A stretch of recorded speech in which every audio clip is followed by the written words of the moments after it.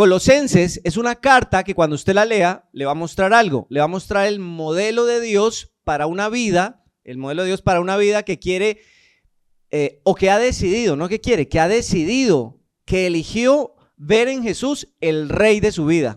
O sea, cuando uno llega a ese punto en donde dice, no, Jesús Él es lo máximo, ese punto es al que Colosenses lo lleva.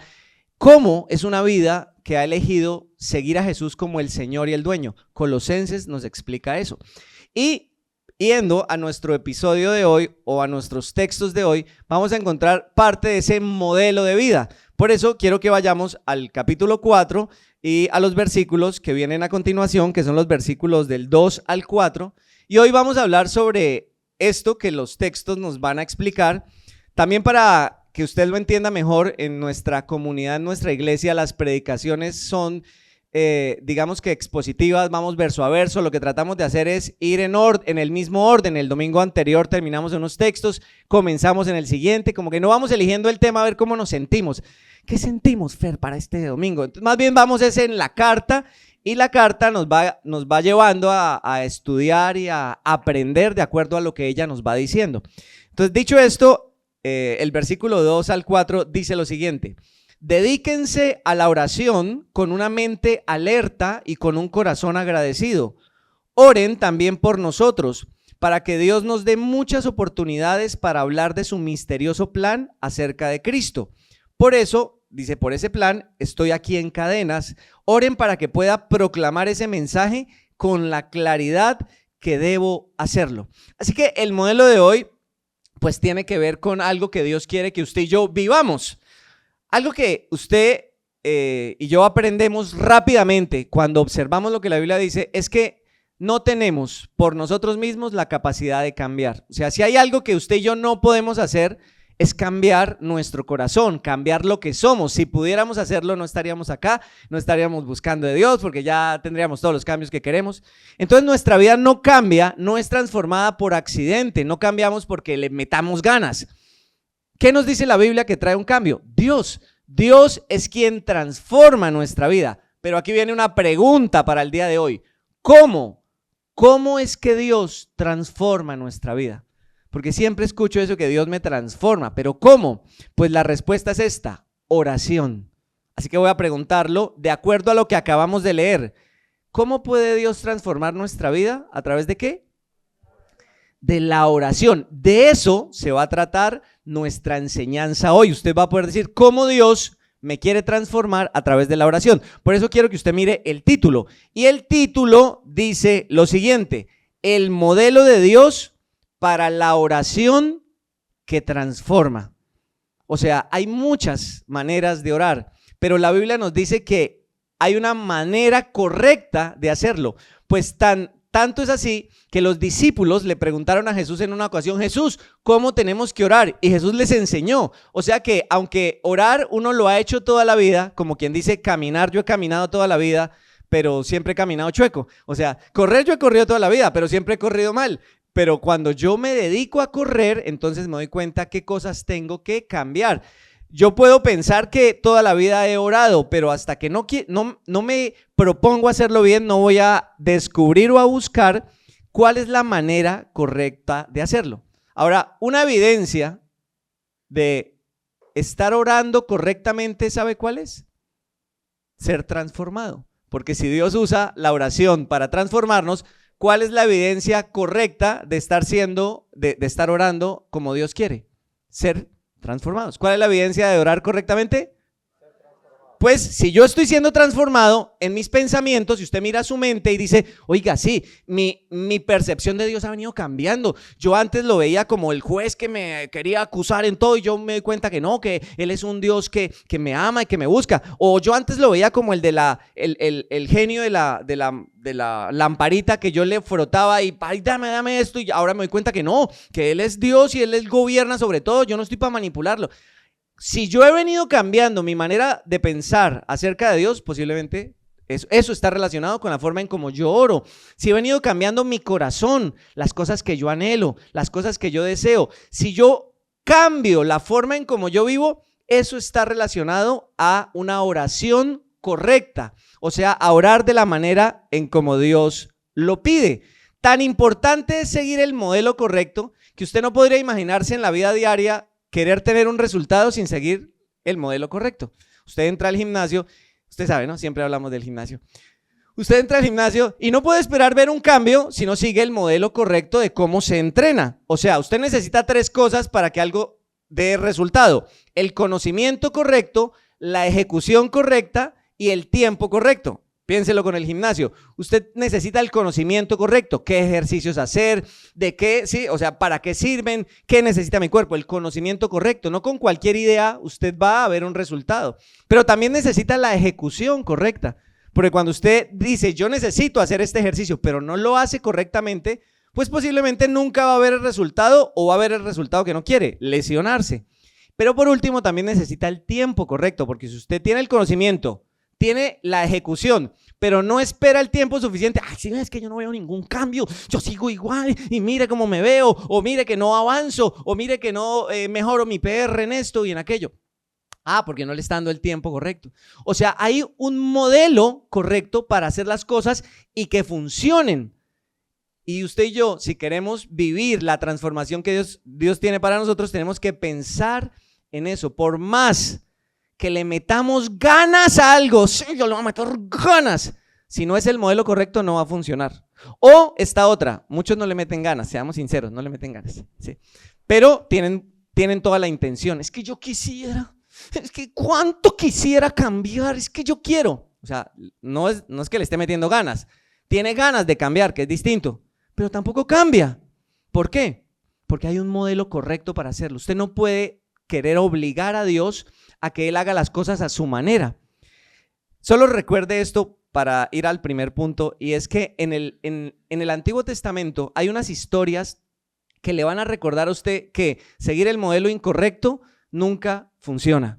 En el libro de Jueces, mi esposa está leyendo la Biblia, está haciendo el plan de la Biblia, entonces en las noches me cuenta lo que leyó y me lo cuenta como si fuera un chisme. Imagínate que el pueblo de Israel era infiel. Y entonces ella empieza a contarme y cogió y una señora se metió en una carpa y entonces el tipo llegó y ¡pum! ¡Ay, cómo es! Y entonces ella me va contando todo lo que va leyendo en el Antiguo Testamento, que literal es un drama, un K-drama así tremendo, que le enseña a uno mucho acerca de lo que Dios estaba haciendo en ese pueblo. Y lo que pasa en el libro de Jueces es que el pueblo de Dios salió de Egipto, para que usted se ubique un poquito, con Moisés. Luego vino Josué y ellos estaban siguiendo el liderazgo de Josué. Yo dije Josué de casualidad. Hola, Josué. Ellos están siguiendo el liderazgo de Josué hasta que Josué se muere. Y Josué se murió y dice en el primer capítulo que ellos dejaron de seguir las instrucciones de Dios. O sea, ya no siguieron el modelo que Dios les había dado. Entonces, ¿qué hicieron? Empezaron a seguir el modelo de los otros pueblos. Resultado de eso, capítulo 1, vienen otros pueblos y ellos caen en desgracia. Una vaina en esclavitud, pobreza, escasez, un montón de cosas, se pelean, las tribus se agarran entre ellas. Y entonces, en esa inmunda en la que andan, dicen, no, oremos, ay Señor, ayúdanos. Entonces Dios levanta a alguien, un juez, por eso llama jueces, porque levanta a alguien que trae el modelo de Dios. Oiga, y así sucesivamente levanta no sé cuántos jueces y la historia se repite. Mientras Dios levanta a un juez que les explica el modelo de Dios, ¿ellos lo siguen? Bien. Y luego el juez se muere y todos, adivinen qué hacen, vuelven al modelo anterior. Y el final de Jueces dice lo siguiente: en esos días Israel no tenía rey y cada uno hacía lo que le parecía correcto según su propio criterio. Qué tremendo traer esto a mi vida hoy. ¿Será que vivimos? ¿Cuál es nuestro rey? Recuerde que Jesús se presenta como el rey, pero si no tenemos ningún rey, o si decimos que Jesús es nuestro rey, ¿por qué entonces hacemos cada uno lo que nos parece correcto según nuestro propio criterio? No, mis finanzas yo las manejo así. No, mi matrimonio yo lo manejo así. No, mi vida espiritual yo la manejo así. No, si yo no oro, porque es que yo oro, yo tengo una manera de orar mía con Dios, ¿él me entiende? ¿Sí? Cada uno hace lo que le parece correcto según su propio criterio. Mira esta frase: la oración, el modelo correcto. La oración es el medio por el cual Dios transforma al creyente y fortalece a su iglesia. La oración genuina, la que sigue el modelo de Dios, seguir el modelo correcto va a hacer que yo sea transformado y mi iglesia sea más fuerte. Así que esta es una predicación para todos los que deseen transformar hoy su mente, su corazón y sus hábitos, sus manos. Si usted dice, yo quisiera ser transformado, póngale cuidado a esta predicación porque habla del modelo de Dios. Esta es una predicación que es para esas personas que tienen toda la intención de cambiar, pero no son capaces de tener un cambio permanente. Es que yo empiezo y me vuelvo. Es que yo empiezo y me vuelvo. Escuche esta prédica porque es para usted. Esta prédica es para los que saben que viven bajo su propio modelo porque no tienen rey y hacen lo que su criterio les dice. Pero hoy piensan, tal vez Jesús debería ser ese rey que yo siga según su modelo. Así que vamos al primer punto, porque esto tiene que ver con la oración que transforma. Y la oración que transforma al creyente.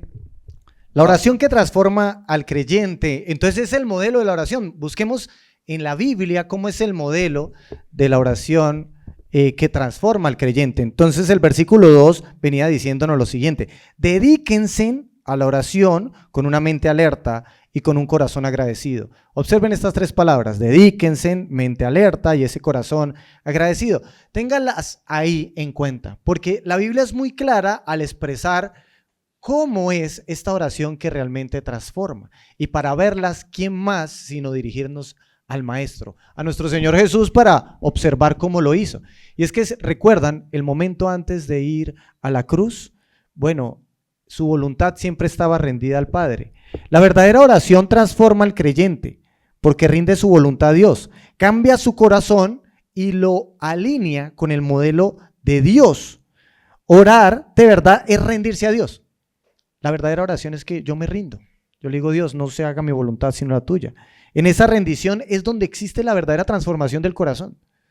Basta con esas oraciones que no hay rendición de la voluntad de Dios, porque no hay transformación. Es que no podemos pensar que la oración cambia a Dios. Es que cuando nosotros oramos, los que cambiamos somos nosotros. ¿Recuerdan el momento en el que Jesús se dirige a ese momento difícil, que es el momento en el que Él va a morir? Póngase en escena.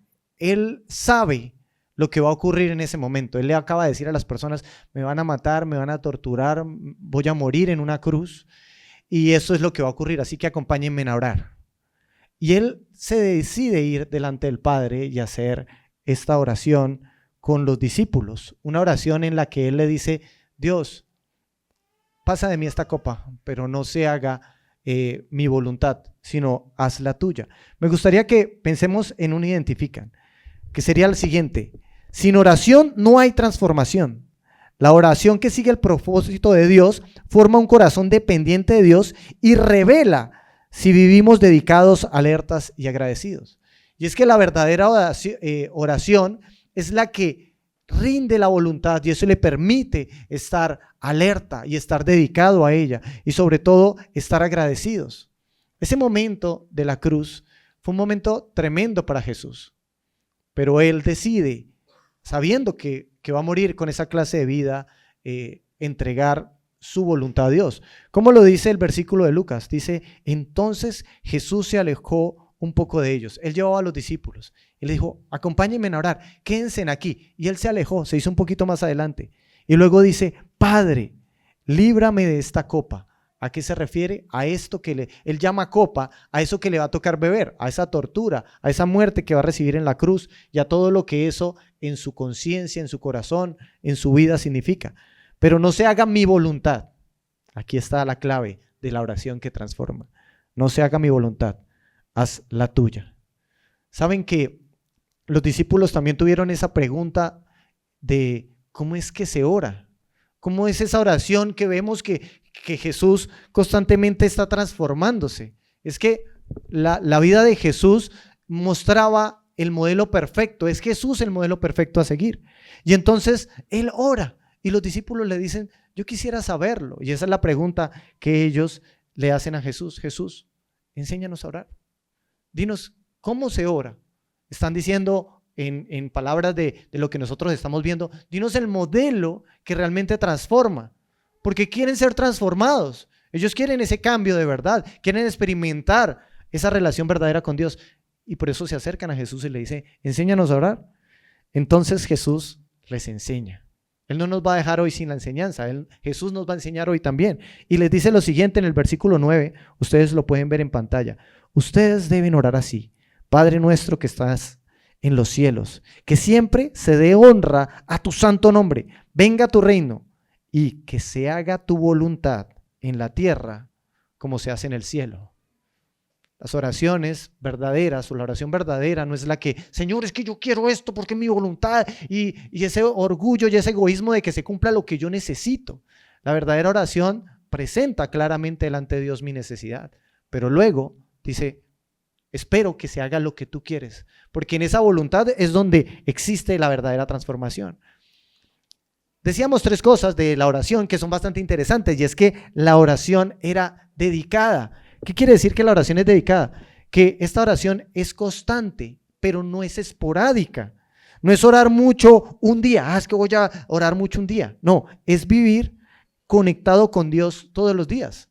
Y eso era lo que los discípulos veían de Jesús. Jesús ya hacía lo siguiente: él estaba en medio de un ministerio que ocupaba mucho tiempo. Sin embargo, él se apartaba todos los días y oraba al Padre. Sacaba un tiempo especial para orar.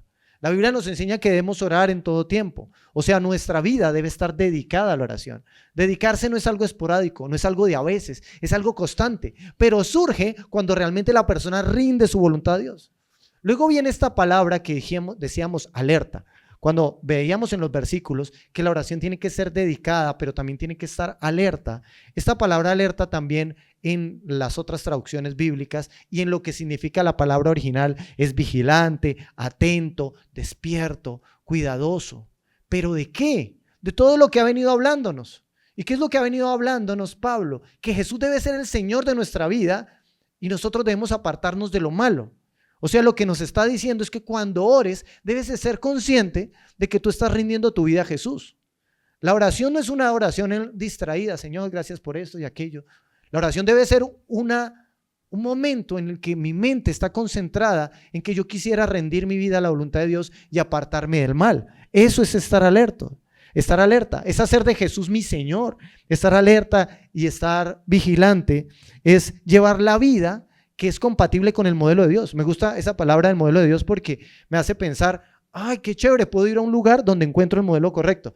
Entonces, no estoy como, ¿y cómo sé cómo vivir, cómo orar? ¿Cómo? No, puedo ir a la palabra, encontrar el modelo y disfrutar del modelo y así poder orar de manera alerta. Es una oración agradecida. ¿Por qué es agradecida? Porque reconoce lo que Dios le ha dado, reconoce lo que tiene en el momento. Y es lo que hace cuando uno está agradecido, ¿no? Gracias Dios por lo que me has dado, por lo que tengo y por lo que Él me prometió. La carta se escribe en un momento en el que Pablo está en la cárcel.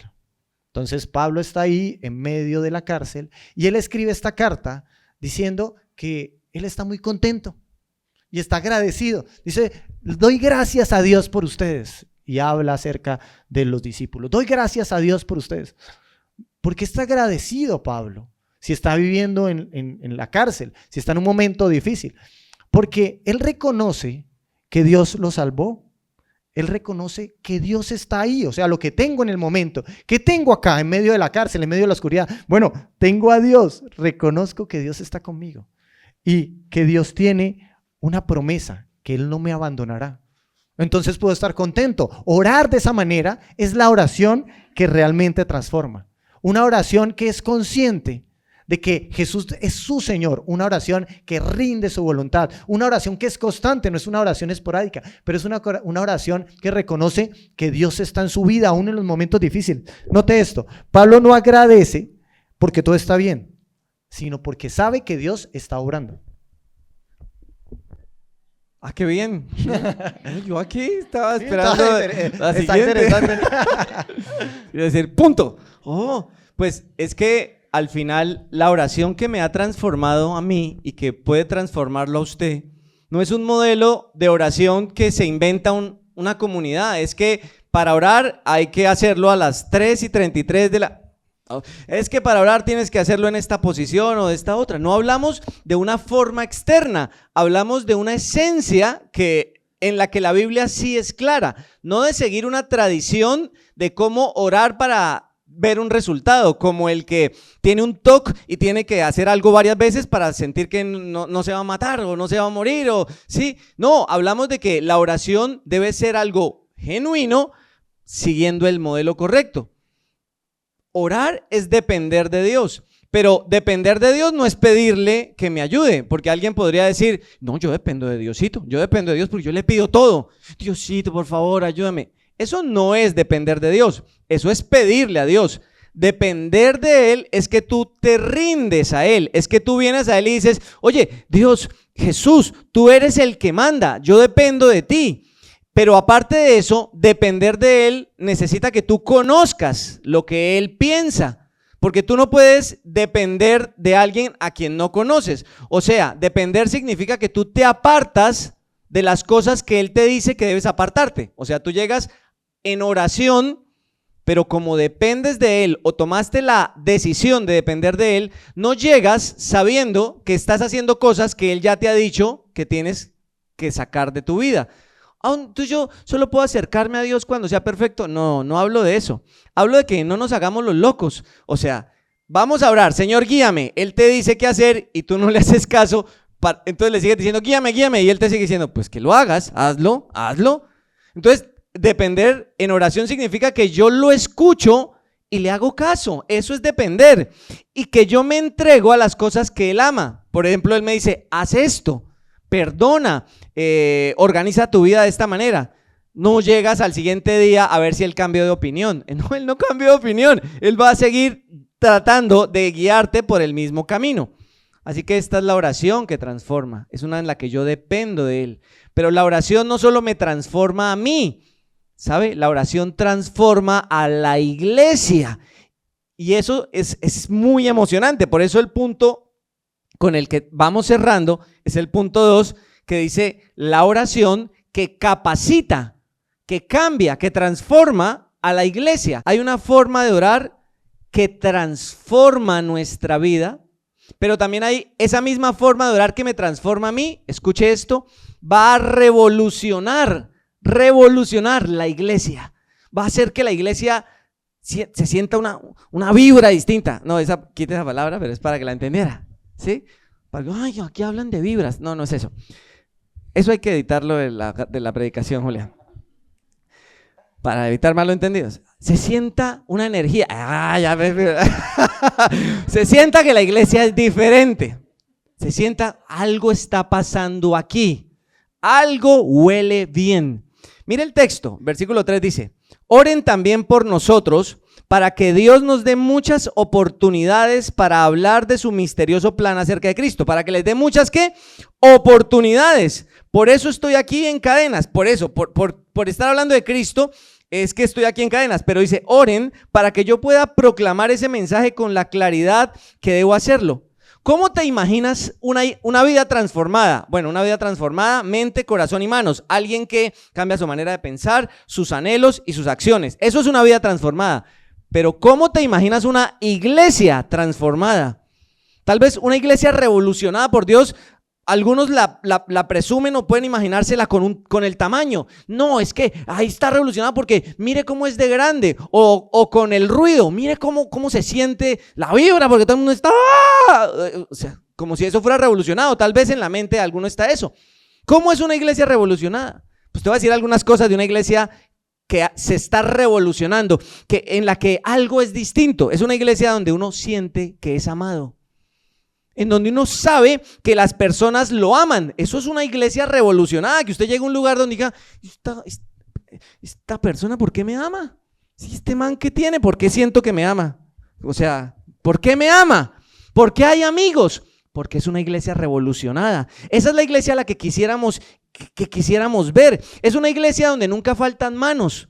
O sea, donde siempre las personas están dispuestas a dar de lo que tienen para ayudar. Y no solo lo económico, el tiempo, pero también se presupuestan las herramientas que uno tiene.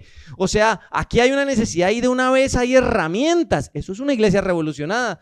No es como, venga, es que estamos en busca voluntario. Estamos en busca voluntario hace un año para que por favor vayan a Kids. Ya empezó a echar vainas.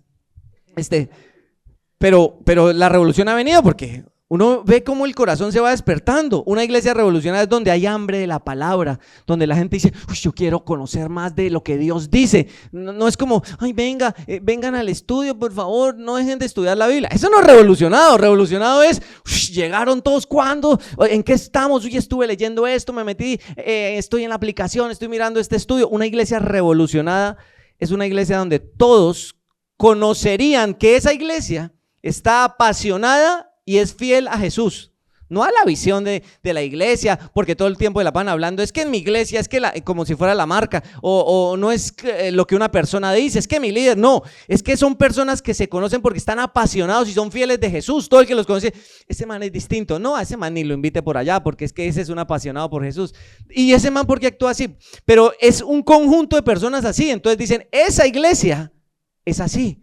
Es una iglesia donde uno va y se siente algo diferente. Y la oración que transforma nos va a llevar a ser ese tipo de iglesia. Mira esta afirmación para que usted lo entienda. Esto es categórico. Sin oración, como iglesia, no cumpliremos nuestra misión.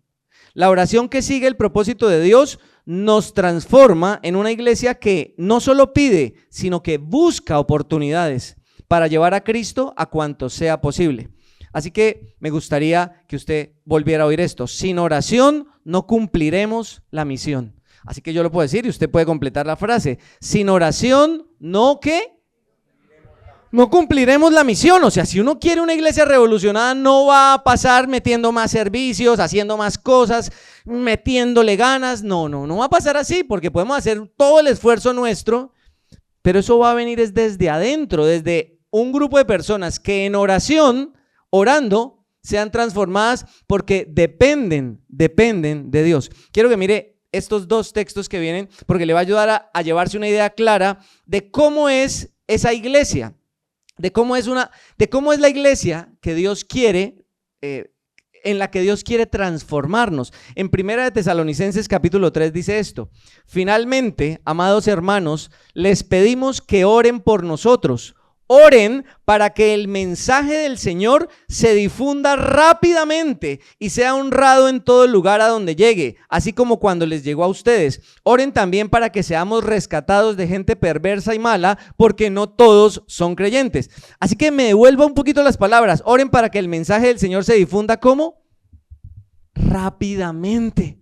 Dios quiere transformarnos en una iglesia que sea una comunicadora del mensaje, pero que no sea pasiva, sino que estemos en nuestra mente, queremos que más personas conozcan de Cristo rápidamente. O sea, queremos alcanzar, no es que como que yo vengo el domingo y pienso, ¿quién necesitará conocer? ¿Será que conozco a alguien que necesite conocer de Jesús? O sea, el mundo entero necesita conocer de Jesús.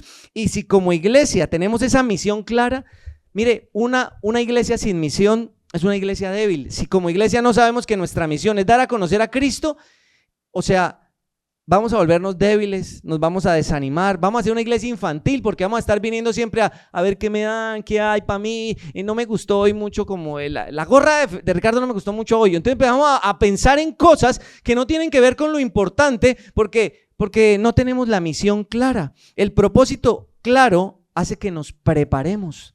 Si usted entra al gimnasio porque le dijeron, tiene que ir al gimnasio, y usted, yo tengo que ir al gimnasio, y usted ve al tipo ahí o a la mujer ahí en el gimnasio, no sabe qué hacer, no sabe para dónde va, esa persona no vuelve. Pero cuando usted tiene un propósito, cuando usted es un deportista, cuando usted dice, no, mi meta es esta, usted va enfilado y usted se organiza su tiempo, organiza la forma en cómo come, organiza sus finanzas. Cuando somos una iglesia con una misión, nos organizamos. No es como que cualquier invitación usted, bueno, entonces yo ya no voy este fin de semana porque es que me invitaron. O sea, usted lo van a invitar todo el tiempo a cualquier lado, pero ¿cuál es su misión? ¿Para qué se está preparando? Yo quiero orar para que SMCC sea una iglesia que piense y sepa que su misión es alcanzar a todos los que sea posible para mostrarles a Cristo. Eso es lo que queremos, mostrar que Cristo es real, que Él es verdadero, que Él es Dios, que solo en Él hay salvación. O sea, yo quiero ser una iglesia y parte de una iglesia en donde yo quiero que Dios me use. Entonces voy a orar por eso. Si usted no tiene la misión clara, nunca va a orar por eso en la iglesia. ¿Por qué cosas ora usted acerca de su iglesia? Cuando usted piensa en su iglesia, ¿por qué ora? Entonces usted tiene que decir, bueno, porque hay una misión. Yo quiero ser el medio que Dios use. Pero hay otro texto con el que esto cierra mejor. Oren también en Efesios 6. Oren por mí para que yo tenga valor cuando esté anunciando la buena noticia y que los que escuchen puedan entender el plan secreto de Dios. Así que hay algo más en la oración que transforma a la iglesia. Una iglesia que ora por cumplir su misión empieza a transformarse, pero esa misma iglesia debe orar para tener el valor de predicar como es la palabra. Pablo mismo, que había tenido tantas experiencias con Jesús así sobrenaturales, él decía, oren para que Dios me dé el valor. ¿Y por qué necesita uno valor al momento de comunicar a Cristo? ¿Por qué? Porque estamos en medio de una cultura, de un mundo que se opone a lo que Cristo es, a lo que Él significa. O sea, comunicar a Cristo sin miedo, de manera clara a la cultura en la que nos encontramos. Hay muchas cosas ideológicas, políticamente correctas. O sea, que dice, uy, no diga eso porque eso hoy se escucha mal eso. Pero le decimos que hoy se escucha mal a algo que la Biblia desde hace mucho ha dicho, esto está mal. El hecho de que la cultura cambie no implica que la Biblia deba cambiar. ¿Sí? La Biblia o la iglesia no tiene que adaptarse a la cultura. Cuando usted encuentre una iglesia que diga, es que nosotros no tenemos ningún problema con la cultura, vivimos en medio de ella, ahí hay un problema, porque la cultura no refleja a Cristo. Ahora, no nos apartamos para vivir como locos allá ermitaños. No somos Juan el Bautista, así como viviendo, gritando, ¡ay!, comiéndose la miel y la langosta. No somos eso. Bueno, algunos parecen eso, pero está bien, es su estilo, en eso no hay problema si están comunicando a Cristo. Pero no queremos apartarnos, queremos estar en medio, pero comunicando con claridad y sin miedo. Yo quiero que SMCC sea eso. Yo oro, úsanos para que más personas te conozcan, pero también danos el valor para tener una enseñanza siempre clara, una enseñanza viva, que este sea un lugar seguro para que el que venga escuche la Biblia como es, sin temor. Y es que el temor puede venir tanto de afuera como de adentro. A veces tenemos miedo hasta de esa presión interna. Y es que si uno dice esto y este se molesta. Y eso puede llegar a suceder en las iglesias, que el mensaje se cambia para no molestar a ciertas personas. Pero el punto no es ni molestarlo a usted, porque uno no está hablando para molestarlo, a ver a cuántos le saco hoy la piedra.